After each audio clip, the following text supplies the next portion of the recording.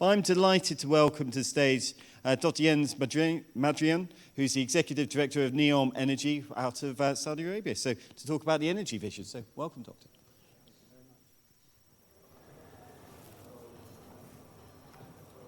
So, let me go to the slide and let's kick things off. So, thank you very much for having me here, and a very warm welcome for all the ones whose home isn't London. A lovely place and always a great spot for having these such of global conferences. I'm Executive Director for NEOM in the energy space, and I thought a good starting point here would be to explain to you what NEOM is actually all about. So NEOM is probably the largest worldwide infrastructure project which we currently have. And it's ultimately entailing north of 500 billion US dollars. It has at its core the achievement of an economy which is future built, in sync with nature, and thereby based on 100% renewable energy industry. NEOM is an economic free zone, basically a country within a country in Saudi Arabia, in the northern part, just opposite of the Gulf of Aqaba, and in between, just let's say south of Jordan, of the size of a country like Belgium or Austria. And I would see it more as a living laboratory, right? It's a bold dream and a vision of what the future might look like with regard to urban development in the world of city and the combination with nature. So NEOM, in fact, stands for the new future. What we're trying to create also, as a consequence of it, is developing it as a hub for innovation, for entrepreneurs and business leaders and companies who bring in research, incubate, and commercialize groundbreaking technologies. So that's the end goal, and you will learn throughout the presentation why this is actually pretty core. From an overall political and strategic perspective, I guess NEOM is the lighthouse project of Saudi Arabia at its steer to become carbon neutral overall and reshift their entire economy, which is predominantly based on oil and gas, towards a zero carbon, a neutral carbon footprint, which is fantastic in its own right. So, there are two features, I guess, which really help making a renewable energy system work. One of which is unprecedented solar capacities, which we have. Irradiation is close to perfect in NEOM, and respective cost of production as well. The other is wind speeds in certain territories, which go far beyond what you usually would see onshore in other countries. So it's almost comparable what we have onshore with the best offshore sites in Europe or the US. So all in all, I would say it's a good starting point for having a go at a complete 100% renewable-based system from scratch, which simply hasn't been done before. And I guess the from scratch part is also illustrated here by the picture. Ladies and gentlemen, there isn't hardly anything, right? So in trading terms, I guess we're long sand and sun and rocks and water and short everything else. So, what are the four sort of strategic pillars we have defined for ourselves to move forward? One, obviously, designing a 100% renewable energy system at the lowest cost, at highest levels of security. We want to generate leading customer experiences, be a magnet for energy-intensive, clean industries.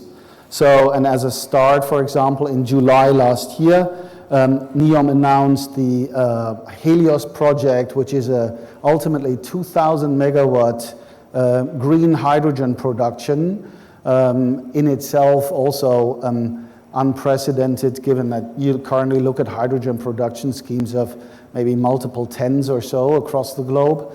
So we're taking the journey for green hydrogen very serious. And last but not least, and probably the reason why I'm speaking to you guys today, is creating a leading energy innovative ecosystem, which is basically a perfect environment for us, simply because we may not also know all the answers for the questions. Never mind, I hope we're at least asking all the right questions right away. Don't forget, NEOM in itself is a sort of a governmental startup, if you want to see it like this. So we're not a well-established organization by all means. We are in startup growth phase as well. And these digital innovations will play an ultimate role in making sure that we deliver on our promise of 100% renewable energy. So when I deal with market design questions, right, it's a little bit if you have the angel and the devil on both sides sitting on your shoulder. So it is fantastic and inspiring and gets goosebumps when you talk pretty fundamentally about how do you design a renewable energy market? Because there is nothing there, okay? So you have all the freedom in the world.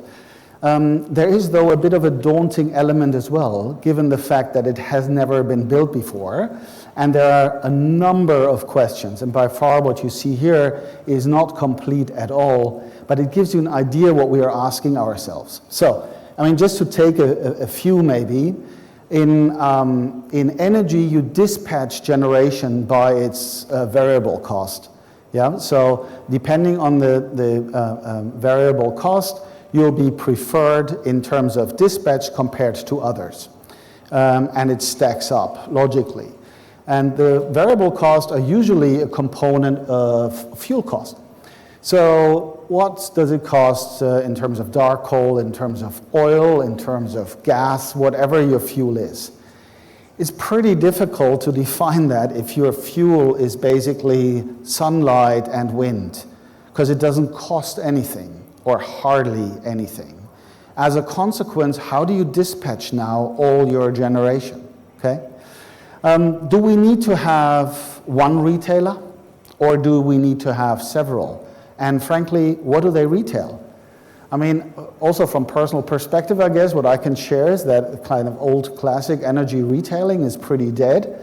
So you need to go to new frontiers as well. And the question is, where do you find these? Are these energy-related things, or also, let's say, data-related enablers, which help you to supply customers in a much better way, but also offer many, many more service potentials thereafter? As a consequence, how does regulation look like? I mean, ladies and gentlemen, we're literally crafting NEOM's energy regulation as I speak here. And there is a non-neglectable component, for example, of data regulation in there as well, in particular given the importance data and technology plays for us. So the question now is on how ultimately do we implement these digital technologies in there. And if you're coming from the automobile industry, I apologize up front, but I thought I'll take that picture as a hint. So my overall assessment over the last 10, 15 years is that in a number of industries, and here you see one of them, digital technologies have been used as a tool of efficiency, I would say. They create customer value, and there's nothing wrong in terms of creating efficiencies, but it's a completely different mindset you're having here to deal with technology, because in the end it's a diesel engine, okay? It's a diesel engine. So what we are sort of doing in the analogy of automobile industries is more something like this, okay? So as we're starting from scratch, we might as well completely redefine it and start really at the core. And the core for us is a digital platform. We, even in NEOM, need to obey, I guess, the laws of physics. So there are a whole bunch of constraints in an energy system which you need to adhere to. But in the end, the core of the thinking starts somewhere completely different. I mean, Tesla, I guess, has shown us somewhat into this direction. So, and this is exactly what has manifested itself in the energy industry, okay? So what we have done is overlaid on top of a legacy infrastructure a number of real-time, let's say, tools and at the side, at the fringe optimization schemes, but we have never really incorporated digital at its core. And that's exactly what we're doing now. And this creates, interestingly, a connection between these assets which enables, is a core enabler for a 100% renewable-based system. So I thought, let's have a little bit of a mini case study, right? So at least you sort of understand that this is not just Cloud 7 discussions, which we're doing here. It's actually, it goes to the nitty-gritties and becomes pretty operational reasonably quickly. So what you see here is the frequency in a power grid. Ideally, it's stable, okay? So in Europe, mostly that's 50 hertz, and in the US it's 60, but it doesn't matter on what level it is, as long as it's stable. The problem is it never really is, because it's only then stable when demand and supply are in every millisecond identical, which is never the case, okay?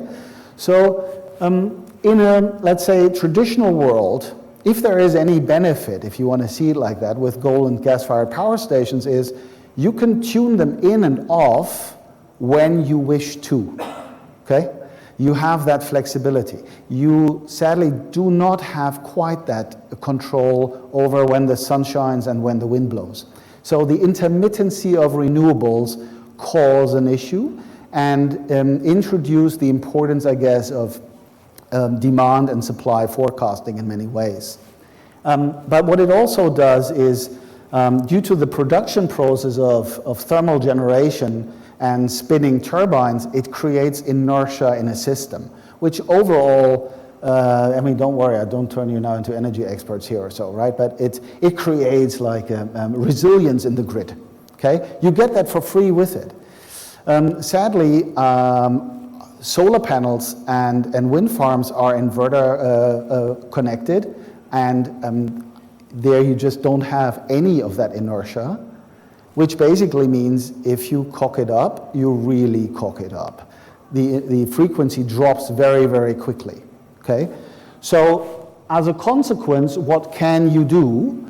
And there are many ways of how to approach it, but I just thought I'll tackle here on the artificial intelligence side. So artificial intelligence enables really the management of various renewable resources in real time and at scale.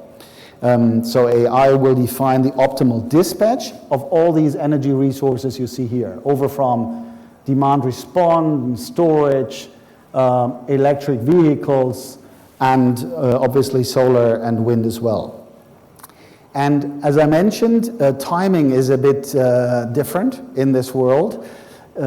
Typically, these assessments are being done in the legacy world every 15 minutes, okay? So don't ask me now why every 15 minutes. I would say it's you know, a number of things have been in the energy industry, which is it has always been there and has always been this way, okay? So there is also no need to explain it. It's more interesting of what's really relevant to solve our problem, which is instant knowledge of each asset, of the millions of assets which are online, to then be able to fed into an overall optimization process.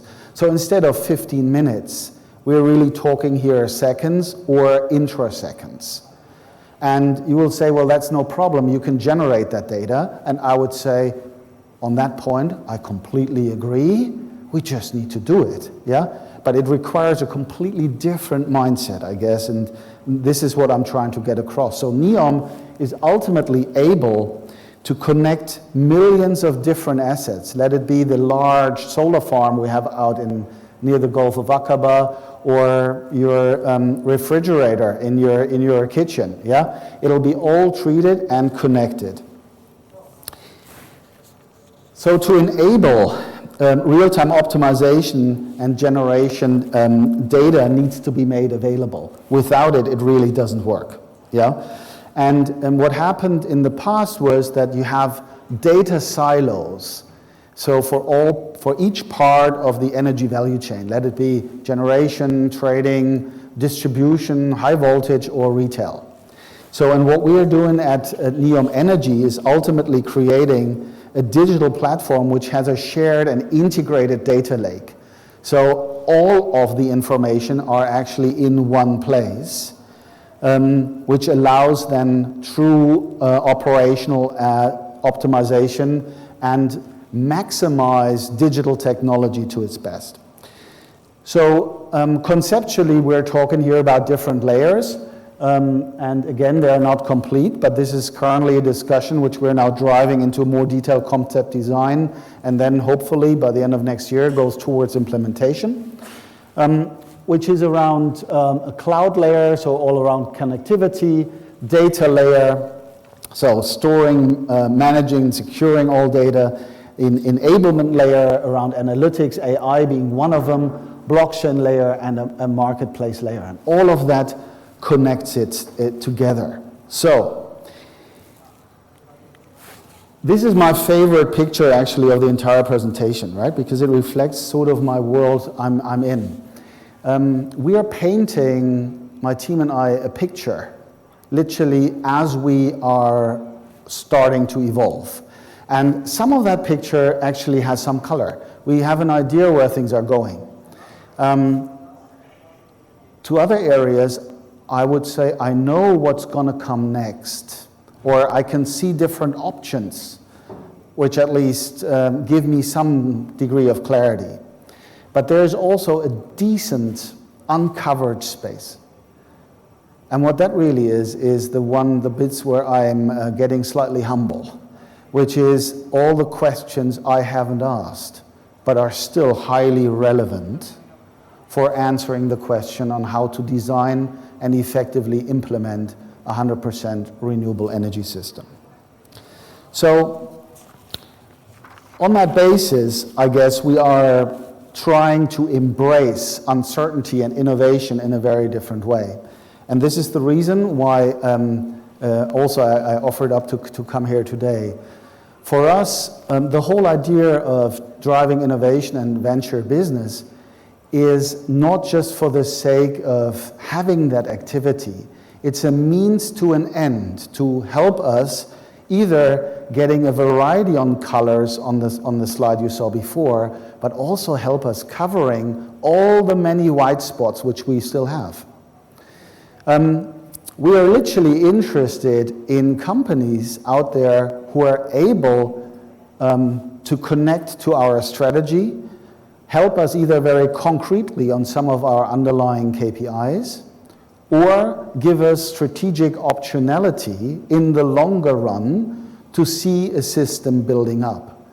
So that means it could be something else but solar and wind, which is still very clean, but we'd be able to scale later on post-2030. A $500 billion infrastructure project, you just won't cut it in kind of 5 or 6 years. This is a journey of at least 10 or 20. So, and the investments we're taking need to be well bound. But I guess what I'm trying to get across is there's a high degree of connectivity and operational leverage between our investments. If we can't see that, we wouldn't invest. On the other hand, what you're seeing here in terms of investments is still very, very early stage. So we are not currently investing, just to be clear, we're not currently investing, as we're just not capable of, simply because our team isn't large enough. But this will hopefully change throughout 2022, very certainly in 2023. When we ultimately invest, we should always kind of look into technologies which are very stable. have ideally been rolled out in another sector or in another region and can be transported into the Middle East. We would not go as far as just test it. I mean, obviously we would test it, but with the idea to fully integrate it thereafter into NEOM's overarching energy business model, which I think gives a number of companies a great way to scale. Never mind give a proof point to deploy it in other regions as well. Yeah, and ticket sizes, I would say, are indicative, but as I will be asked anyhow later on, I thought I may as well just put it there. Series B and C more as an indication for a reasonably mature, but for sure not fully matured business. We've started in NEOM to build up a team in 2021. We will go for build a platform in 2022 in the US, in Palo Alto. And this is expected to grow reasonably quickly, and thereafter a hub in Europe and in Asia will follow. The whole idea around, or the criteria, I guess, of selection for these were access and proximity to dynamic startup ecosystems, that we are acquiring top talent, in particular specifically in the energy tech space, which is highly relevant for us, and obviously where other sectors are located as well from NEOM, with whom we can partner our activities up. So overall, see ourselves as a startup in its own right, wanting to collaborate with other startups to make one dream work, which ultimately is becoming provider of a party which delivers 100% renewable energy system. And if you want to be part of it, welcome on board. Thank you very much.